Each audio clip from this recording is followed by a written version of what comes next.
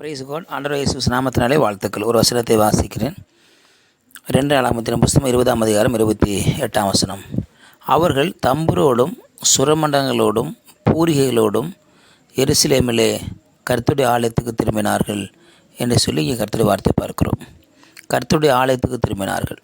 அவர்கள் எருசலேமுக்கு திரும்புவது என்பது சாதாரணமானது தான். தங்களுடைய சொந்த தேசத்துக்கு வராங்க, தங்களுடைய சொந்த பகுதிக்கு வருகிறார்கள். ஆனால் இங்கே பார்க்கிற பொழுது அவர்கள் கர்த்தருடைய ஆலயத்துக்கு திரும்பினார்கள்.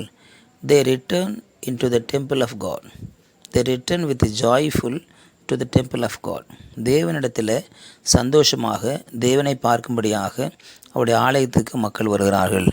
யூதா தேசத்து மக்கள் யோசபாத்தோடு கூட சேர்ந்து ஆராதித்த பொழுது எதிரிகள் வெட்டுண்டு மடிந்தார்கள். இப்பொழுது எருசலேமுக்கு திரும்பினார்கள்.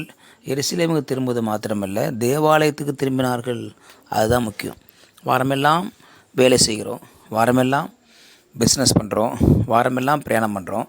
ஆனால் ஞாயிற்றுக்கிழமை கர்த்தரை ஆராதிக்கிற நாள், ஞாயிற்றுக்கிழமை கர்த்தரை தொழுது கொள்கிற நாள். அந்த நாளில் கர்த்தரை ஆராதிக்க வேண்டும். மகிழ்ச்சியோடே கர்த்தரை ஆராதிக்க வர வேண்டும்.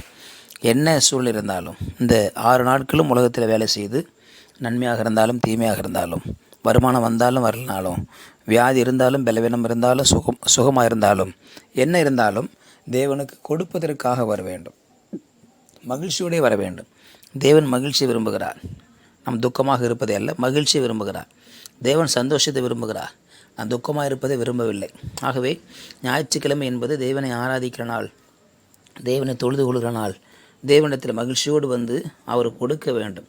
கொடுப்பது என்பது துதி பலிகளை, ஸ்தோத்திர பலிகளை, பொருத்தனைகளை, பொருட்களை, தசம பாகத்தை, காணிக்கையை, நன்றி காணிக்கையை, பொருளாதாரத்தை தேவராஜ்யை கட்டுவதற்காக, கைகோர்ப்பதற்காக நாம் ஞாயிற்றுக்கிழமை தோறும் தேவனிடத்தில் ஆலயத்துக்கு மகிழ்ச்சியோடே அவரை துதிக்கும்படியாக வர வேண்டும்.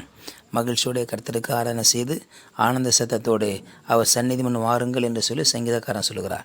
ஆகவே மகிழ்ச்சியோடே நாம் கர்த்தரை ஆராதிக்க, பாடலை பாட, துதிக்க, அவரை தொழுது கொள்ள நாம் ஆலயத்திற்கு கடந்து போகிறவர்களாய் காணப்பட வேண்டும். எந்த வேலை இருந்தாலும் ஞாயிற்றுக்கிழமை போய் ஆராய்த்து விட்டு அதன் பிறகு வேலை செய்வது தவறு கிடையாது. அதனால் கர்த்தருக்கு கொடுக்க வேண்டிய நேரத்தை கொடுக்கணும், கொடுக்க வேண்டிய கனத்தை கொடுக்கணும், கொடுக்க வேண்டிய நன்றி பலிகளை கொடுக்கணும். அது மகிழ்ச்சியோடே கொடுக்க வேண்டும். நாம் காணிக்க கொடுக்கணும்னு சொன்னால், பணம் கொடுக்கணும்னு சொன்னால் மகிழ்ச்சியோடு கர்த்தருக்கு கொடுக்கணும். 100 ரூபா கொடுத்தாலும் 1000 ரூபா கொடுத்தாலும் மகிழ்ச்சியோடே கொடுக்க வேண்டும். எதை செய்தாலும் கர்த்தருக்கின்ற மனப்பூர்வமாக கொடுக்க வேண்டும், மகிழ்ச்சியோடே கொடுக்க வேண்டும். அதெல்லாம் கர்த்தருடைய ஆசீர்வாதம் இருக்கிறது. ஆகவே நான் எவ்வளோ கொடுக்குறேன் என்பது முக்கியமல்ல, எப்படி கொடுக்குறோம் என்பது தான் மிக முக்கியமாக இருக்கிறது.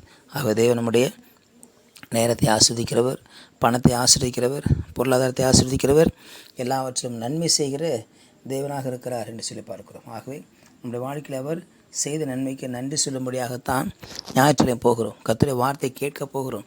எச்சரிப்பின் வார்த்தை கேட்க போகிறோம். சந்தோஷமாக வார்த்தை கேட்க போகிறோம். நம்ம வாழ்க்கைக்கு ஏற்ற வார்த்தை தேவன் கொடுக்குற வார்த்தை தான், மனுஷன் கொடுக்குறதல்ல.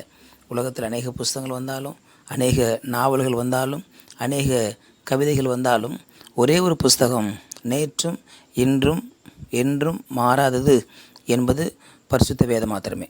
ஆக மனுஷனுடைய வாழ்க்கையை அது மெய்ப்பிக்கிறது, மனுஷனுடைய வாழ்க்கையை உறுதிப்படுத்துகிறது, மனுஷனுடைய வாழ்க்கையை அடுத்த கட்டத்துக்கு கொண்டு போகிறது, மனுஷனுடைய வாழ்க்கையை அது செவைப்படுத்துகிறதாக இருக்கிறது என்று சொல்லி பார்க்கிறோம். ஆகவே மகிழ்ச்சியோடைய கர்த்தருடைய ஆலயத்துக்கு யூதா ஜனங்கள் திரும்பினார்கள்.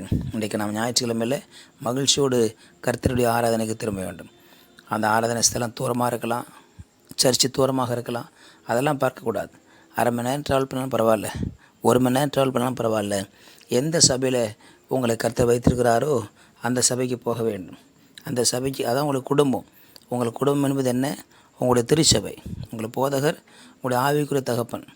வாரம் ஒவ்வொரு வீட்டுக்கும் போயிட்டுருக்க மாட்டோம். நமக்கென கர்த்தர் கொடுத்த வீடு ஒரு திருச்சபை. அந்த திருச்சபை போதகர், உங்களுடைய ஆவிக்குரிய தகப்பன், அங்கே தான் போக வேண்டும். ஆகவே கர்த்தர் ஆலயத்துக்கு மாறுங்கள் என்று சொன்ன பொழுது மகிழ்ச்சியாக இருந்தேன் என்று சங்கீதத்தில் வாசிக்கிறோம். ஆகவே கர்த்தர் ஆலயத்தை தேடி போவோம். அவர் சந்தோஷமாய் நம்மை ஆலயத்தில் வைத்து ஆராதிக்க வைத்து மீண்டும் சந்தோஷமாய் அவர் திருப்பி அனுப்புகிற தேவனாக இருக்கிறார். ஆகவே வாரம் ஒரு முறை 1 மணி நேரம் 2 மணி நேரம் கர்த்தர் கொடுப்பதில் முக்கியத்துவம் கொடுத்தீங்கன்னு சொன்னால் கர்த்தர் உங்களையும் உங்களுடைய குடும்பத்தையும் பிள்ளைகளையும் வேலைகளையும் அவர் ஆசீர்வதிக்க வல்லமுள்ள தேவனாய் காணப்படுறார். ஜெபிக்கலாம். பரிசுத்த நாளுக்காக ஸ்தோத்திரம் பண்ணுகிறோம். மகிழ்ச்சியோடைய கர்த்தருடைய ஆலயத்திற்கு திரும்ப கர்த்தர் கிருபை செய்யுங்க. ஒவ்வொரு வாரம் ஞாயிற்றுக்கிழமையில் ஆண்டவரே உடைய பிள்ளைகள் உலகத்தில் வேலை செய்து உலகத்தில் வியாபாரம் செய்து ஞாயிற்றுக்கிழமை மகிழ்ச்சியோடு கர்த்தரை ஆராதிக்க திரும்ப கர்த்தர் கிருபை செய்யும்படி ஆட்சி வைக்கிறோம். உடைய கருத்தில் தாழ்த்து பொறுப்படுத்திக் கொள்ளும். இயேசுவின் நாம ஜெபிக்கிறேன் நல்ல பிதாவே. ஆமேன். ஆமேன். You will be succeeded.